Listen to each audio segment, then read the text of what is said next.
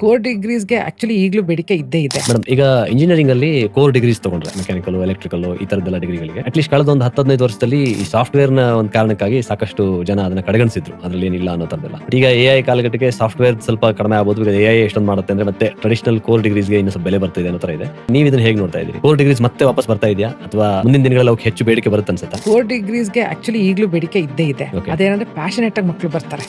AI ನ ನಾವು application ಗೆ ಅಳವಡಿಸ್ಕೋಬೇಕು. ಎಐ ಬಂದ್ ಏನಾಗುತ್ತೆ ಅಂತಂದ್ರೆ ಡಿವೈಸಸ್ ಸ್ಮಾರ್ಟ್ ಆಗ್ತಾ ಹೋಗುತ್ತೆ. ಕೋರ್ ಇಂಜಿನಿಯರಿಂಗ್ ಇವತ್ತು ಕೂಡ good institutions, not only with institution of national importance ಅಂತ ನಾವೇನು IITs, IIM, IIITs ಅಲ್ಲಿ ಹೇಳ್ತೀವಿ, ಅಲ್ಲಿ ಮಾತ್ರನೇ ಅಲ್ಲ, Right. ಒಳ್ಳೆ ಪ್ರೈವೇಟ್ ಇನ್ಸ್ಟಿಟ್ಯೂಷನ್ಸ್ ಗಳಲ್ಲೂ ಇವತ್ತು ಇದೆ. More weightage is given to a team where there is one mechanical engineer, one computer science, one business person, one design person who thinks about society. ಯಾವ ತರ ಯೋಚನೆ ಮಾಡುತ್ತೆ Right. ಸೊಸೈಟಿ, ಇದನ್ನ accept ಮಾಡುತ್ತಾ ನಾವು ಇದನ್ನ ತಂದ್ರೆ ಅನ್ನೋದನ್ನ ಎಲ್ಲಾನು ತಗೊಂಡು ಆ ಟೀಮ್ ಕೂತ್ಕೊಂಡು ಏನೋ ಒಂದು ಇನ್ವೆನ್ಷನ್ ಮಾಡಿದ್ರೆ ಅದ್ರದ್ದು ಸಕ್ಸಸ್ ಬರೀ ಇಂಜಿನಿಯರಿಂಗ್ ಕೂತ್ಕೊಂಡು ಮಾಡಿದ್ರೆ ಬಂದಿರೋದಿಲ್ಲ. ಸೊ ಕೋರ್ ಬ್ರಾಂಚಸ್ಗೆ ಎನಿ ಡೇ ಅದ್ರದೇ ಆದಂತ ವೇಟೇಜ್ ಇಟ್ಕೊಂಡೇ ಡೆವಲಪ್ ಆಗ್ತಿದೆ. Right. ಬಟ್ ಅದು ಎಲ್ಲೋ ಒಂದ್ ಕಡೆ ಜಾಬ್ ನೋಷನ್ಗೋಸ್ಕರ ಜನ ಕಳ್ಕೊಂಡಿದ್ರು. Right. ಈಗ ಅದು ವಾಪಸ್ಸು ಬರೋ ಚಾನ್ಸಸ್ ಇದೆ ಬಿಕಾಸ್ ಎಲ್ಲ ಕಡೆ ಕೂತ್ಕೊಳ್ಳುತ್ತೆ ಇವಾಗ.